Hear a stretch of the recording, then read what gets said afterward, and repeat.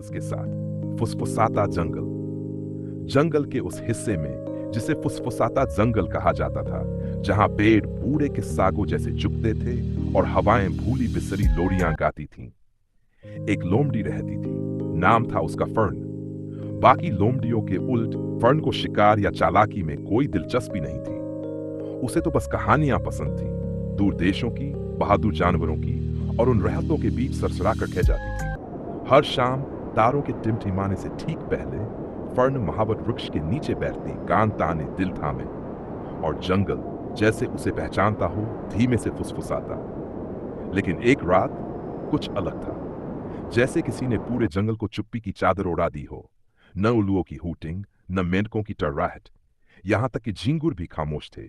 Fern की रूह तक सिहर उठी। कुछ तो गड़बड़ है, उसने बुदबुदाया। फिर एक सरसराहट हुई, जैसे किसी ने पुराने पन्ने पलटे हों। फर्न, हवा ने धीरे से कहा, नदी के राजा लापता है। नदी के राजा?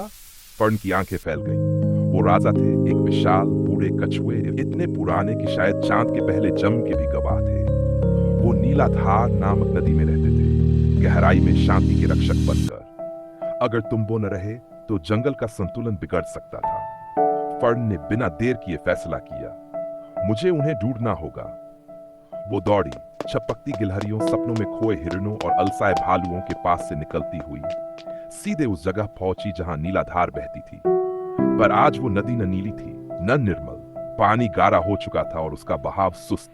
नदी किनारे एक बगुला खड़ा था, उसकी टांगे पानी में, आंखें शून्य।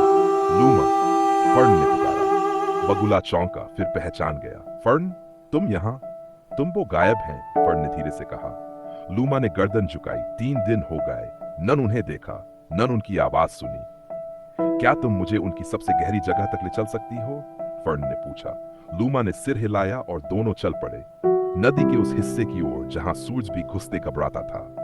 रास्ते में उन्हें मिले डरे हुए मेढक, चुप्पी साधे मछलियां और जलों में सिमटे केकड़े।